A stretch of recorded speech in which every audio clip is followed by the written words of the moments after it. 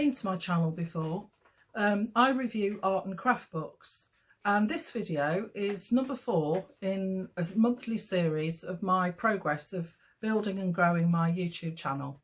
I started the channel on May the 31st, and this is a summary of month 4 and how far I've got.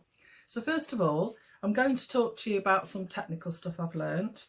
Then I'll talk about things I've got to do, some bits and bobs that you might find interesting, and then my progress, and then I'll summarise everything for you.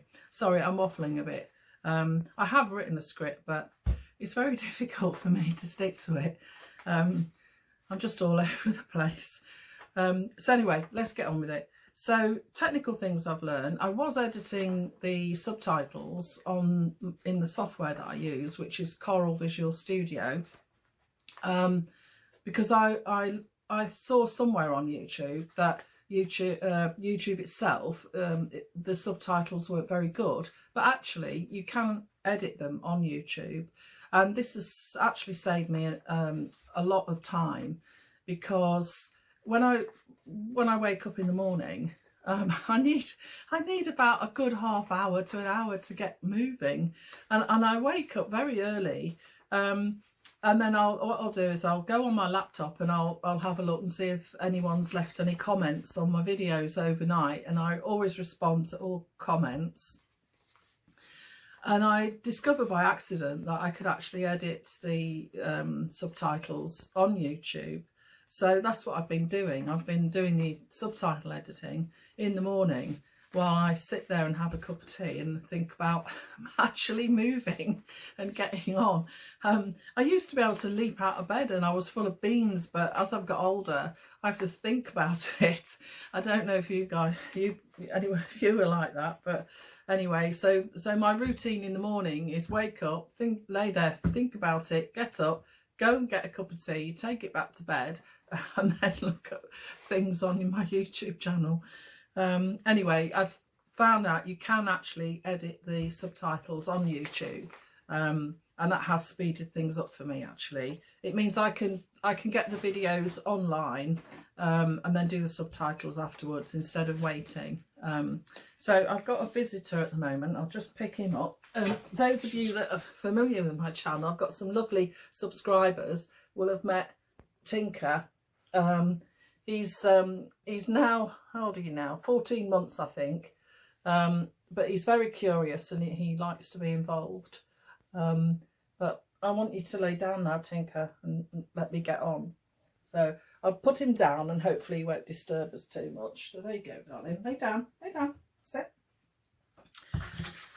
So also when I'm reviewing my books, sometimes in the art books, there's a detail that I'd like to show, and I've been photographing the detail, and then so you've got the video and then I show the detail, the photograph, and then I go back to the actual filming of the book. But I discovered pan and zoom, and in the last few videos I've used pan and zoom. So the software Visual Studio allows you to pan and zoom into something and zoom out, but I'm not sure if I like it, to be honest. I find it a little bit disorientating personally, and I'd be interested to know what you think. If you could let me know if do you prefer just to have a detail photograph, static photograph flash up on the screen, or if you don't mind the pan and zoom. I'd be interested to know, because it can be quite tricky to get right. I also discovered that I have a problem sometimes with lighting. I live in the UK, and anyone who lives here or has lived here or visited, the weather is very changeable. Literally, you can have all 4 seasons in one day sometimes, and the light is very changeable. So today, I'm filming in the morning and the sun is out, and in this room where I've got my art books and all my art materials, it's okay at the moment, but if the sun keeps going in and out, the light changes, which it's okay today while I'm talking to you, but when I'm filming books, it's very annoying. And sometimes on a dull day, even though I've got a couple of photographic lights, it's not light enough. The books look a little bit like they've got a grey filter over them. So I discovered in Coral Visual Studio there's a setting called auto tone, and all I have to do is just tick a box, and then it lightens everything and makes it all warmer. So I'm really pleased with that, because this software, I mean, I know a lot of people recommend DaVinci Resolve, which is an online sort of piece of software in the cloud, but I actually paid for this, so I was really pleased with that. So that's helped me out a lot. I wanted to record a personal outro for all my art books. So for example, sorry, I want to show you that in a moment. So for example, I haven't reviewed this book yet. It's actually a paper cut book, but it is an art book because I have art and craft books. I wanted to be able to do like a face-to-face personal end, summary at the end of the video, but I've not had time, to be honest, because I have to work. I have a day job, but I did manage to record a generic audio, so I've got audio as an outro. Trying to remember things like asking people to make a comment or subscribe or like the video, because this all helps the YouTube algorithm, which is a mysterious beast, and I will come on to that in a moment. So what have I got to do? So I added some Amazon affiliate links, and I think I've earned the grand total. These are links. When I review a book, I put a link to where you can buy the book. So the most of my visitors come from America. I'm very happy to have you, and also from the UK. So I put affiliate links at the recommendation of my YouTube friend Diane Antone, who has been so helpful to me. She just reached out and offered to help me grow my YouTube channel, and I'm really grateful to her. And we've become friends now, and we've spoken several times, a couple of times I think now, on the phone, and we sort of communicate regularly. So Diane suggested that even though my channel wasn't monetized, that I put some affiliate links in, because it doesn't cost the subscriber or the viewer any money, but it helps us. We just earn a few cents or a few pennies, really. But where did let me have a look. I did think I put a date here. Oh yes, I actually set up the affiliates on August the 19th, and according to my stats, so on the 15th, this is from the 15th of September, I'd earn £8.09 from Amazon UK, and in America it was $30.11. So it's not enough to retire on, but every little helps, and I'm going to use that money to buy a better rig to put my phone on. Instead, I've got this bendy one at the moment, and it's a bit, if you knock it, oof. Anyway, I'm going to get more of a permanent one, and also some better lighting, because now I've sussed out the autofocus on my mobile phone. I think the camera on there is good enough for now, until I start doing tutorials and projects, which is my long-term plan. It's my long-term plan to do that when I get, when I can retire, when I can afford to retire, which hopefully won't be too long now. What else? I need to do a channel intro, a little video telling people all about what my channel is about, which has actually changed. I think I leave that. He's trying to chew this pencil.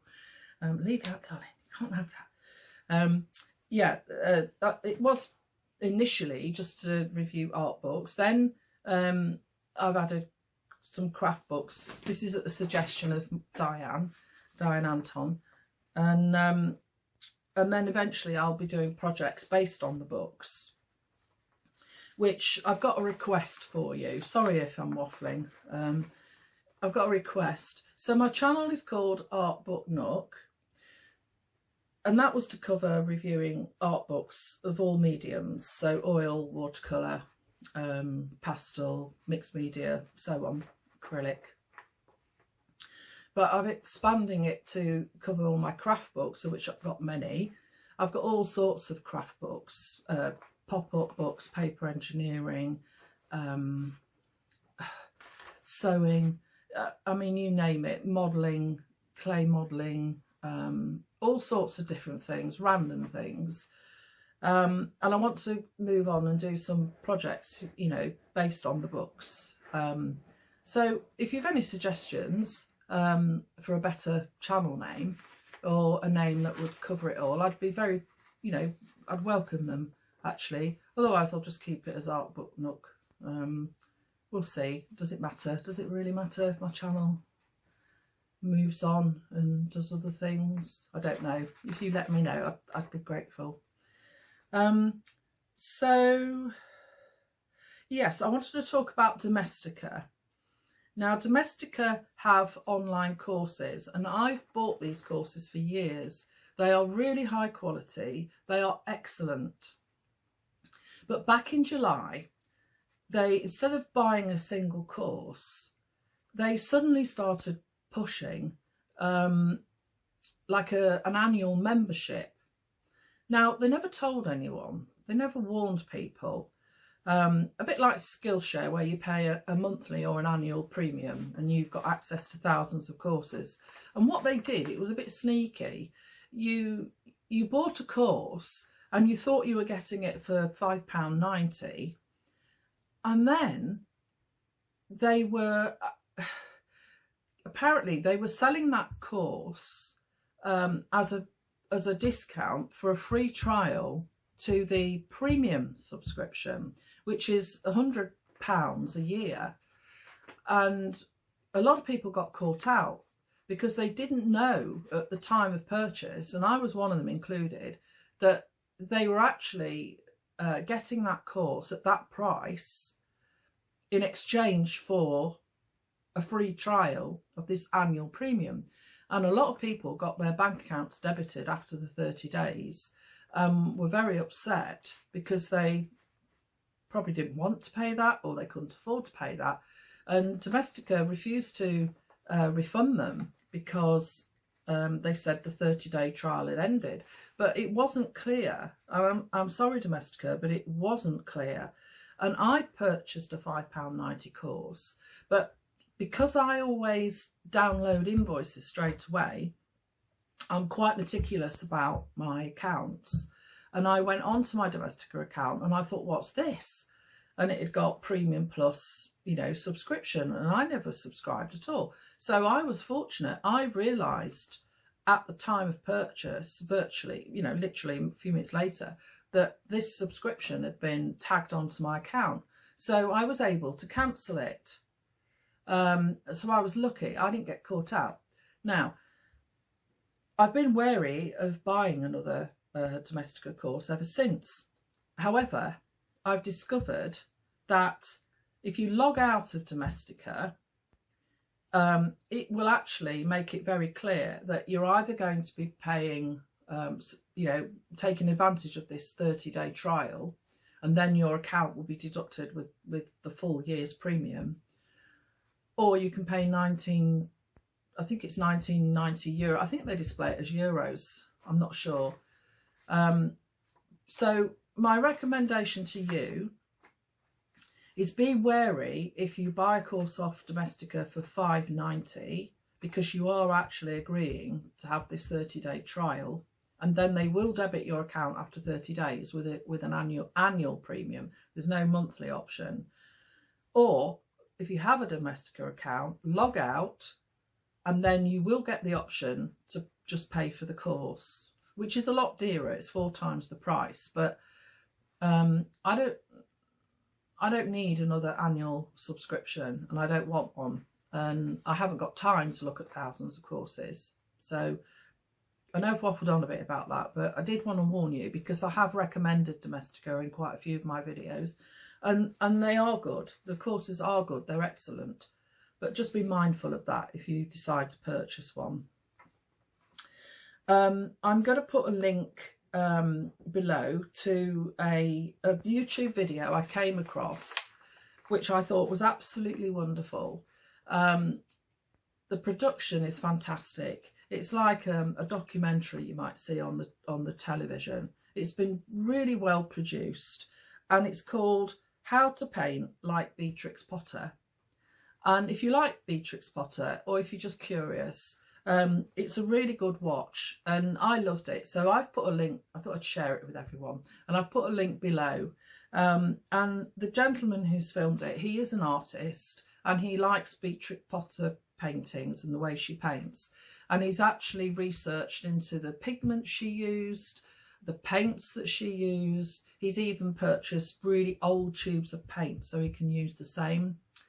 And he even went to a handmade watercolour paper making factory, I think it was in the Lake District in the UK, and actually managed to get, I can't remember if it was exactly the same paper that Beatrix Potter used, but he definitely got one that was almost the same.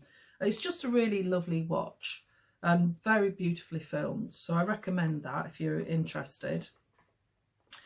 And also I did a book review of Sharon Stevens' Watercolour for the Soul, and in this book, should have been prepared, haven't got it ready, in this book, you know, there's a technique in watercolour where you do splattering, and you can either do it with an old toothbrush, or you can do it with you know, by tapping your paintbrush on your finger or something. But she recommended one of these. I don't know if you can see it. It's called a speckling brush.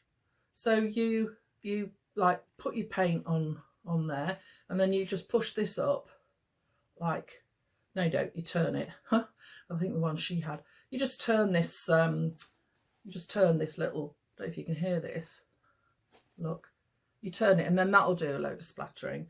I was just curious about it, and I thought I'd buy one. It was only it was under £5 anyway, UK pounds, and I thought I'd give it a try. It's probably just gimmicky, but I thought I'd mention it because I've never seen one before. So yes, so I'm going to show you my statistics. I actually managed to reach, because to get monetized you have to have 1,000 subscribers and 4,000 watch hours within a 365-day period. It's the watch hours that is the most difficult to achieve. So anyway, I managed to hit 1,000 subscribers on September the 15th. So that's, let's see, June, July, August. So 3.5 months, and I managed to hit the first milestone. So I was absolutely thrilled. And thank you to everyone who subscribed to my channel. I'm so grateful. I really am. I love the interaction with everybody, you know, the comments, and it's really nice. People say lovely things, and they're very encouraging, and I'm really enjoying filming the videos for you. It's a great pleasure. Initially I started the channel with a goal of being monetized to help me in when I get my state pension, which isn't going to be enough for me, but I've actually getting more out of it. It's not financial. I'm getting more out of the interaction with all the subscribers. It's really nice. So I still need to reach 4,000 watch hours, and I think yeah, so I'm doing this, I should have written it down, but I need another 2,500 watch hours to get monetized, which brings me on to something. So during August, I'm going to show you my statistics so you can see it as I'm talking. It really shot up. It really did. And I got, and I thought, oh, this is it. I've got it made now. I'll be monetized by Christmas. But then during September, it dropped, and it's got a lot lower. And I thought maybe it was just because in August, Diane Anton very kindly promoted my channel to all her subscribers. She's got about 155,000. And I thought, well, maybe that was why, you know, Diane gave me a boost. And oh gosh, I'm so grateful to her. It did help me reach 1,000 subs. But it's not. It's lots of YouTubers are saying that their watch hours and their views and their subscribers has dropped. The accumulation has dropped. And some people who've started a YouTube channel have given up. So there's this invisible monster called the YouTube algorithm. Nobody knows how it works, and it seems to change. So I'm taking comfort in the fact that all these experienced YouTubers are suffering the same problem. Nobody seems to know why. So it's a bit confusing, but I think it's a bit of a lesson, really. So instead of relying on YouTube, you know, to keep growing, there's going to come a point where it flatlines. And I think if I'm looking at this to be monetized and support me when I retire and get my state pension, then I need to look at the lowest possible income level, just to be extra secure. So it was a bit of a lesson. Right. So yes. So I'm going to summarize now. So overall, I'm really pleased with the progress of my channel. It is growing and it's steady, and I'm very happy with it. And I never thought this was a get-rich thing. I always planned for it to be a long game. And I'm just very, very happy. And I've said this, I know, in this video, but I'm so grateful to any of you who've subscribed, any of you who've liked my videos, all of you who commented. It's been so helpful. It really has. And it does help. It does help the channel. It costs nothing. And it really helps YouTubers, content creators. So if you've any book requests, please send them in. I did get, I have had one from a gentleman who would like to see a review of Ashley Jackson. And if the gentleman's watching, I can't remember your YouTube handle, but I will get round to doing it. It is on my to-do list. I've got family staying at the moment. I've got family from South London who are coming up at weekends. And then I've got one of my daughters, she's over from Australia with her 3 teenage children. So a lot of my time obviously has been taken up with them, because, you know, you've got to make the most of it, haven't you? I haven't seen my teenage grandchildren for 5 years. They were teenagers last time I saw them. And when they did come over 5 years ago, I was very poorly. I think I might have mentioned it on the last video. I honestly, if I didn't know any different, I would have thought I had COVID. But COVID, we weren't aware of it at that point. But I was ill for a good 3 months and very poorly. And I was in the first throes of it when they came. So I barely spent any time with them. And my middle grandson, I remember him saying to me, "Go home, Nanny Kay, you're ill, go home," which was really sweet. So I'm making the most of having them here now. They're lovely. They're very polite and well behaved, for teenagers anyway, because I used to teach teenagers, and I can tell you a few stories that would horrify you, but never mind. But anyway, thankfully my grandchildren don't seem to be like that. So I've been very, very time poor recently, and will continue to be until November, actually. So I'm doing my best to keep up with producing a video every week. So I think that about sums it up. If you've any questions, please put them in the comments below and leave me a comment. And I really think I ought to shut up waffling now and crack on, because this afternoon my young granddaughter Dorothy, who's 6, she has asked me to make cake pops with her. Nothing difficult about that, is there? So we have this book, cake pops, and she's requested that we make these. So these are, they're supposed to look like popcorn bags. So this afternoon, Nanny Kay is going to be helping Dorothy make those. And this is a lovely book, Cake Pops. I'm just going to, it's spiral bound and it's in a really big hard back cover. So it opens flat, which is one of my bugbears, as regulars to my YouTube channel will know, books that don't open flat. And at some point in the future, because I'm doing art and craft books, I will review this.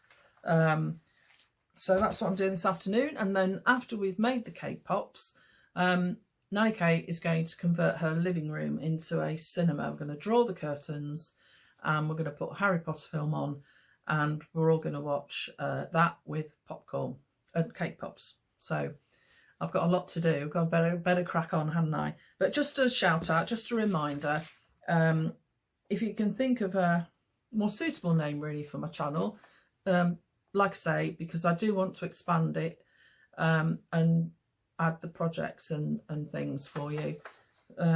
Just let me know what you think. Okay. Sorry for waffling. It is what it is, I'm afraid. So until next time, keep safe, keep well, and happy painting.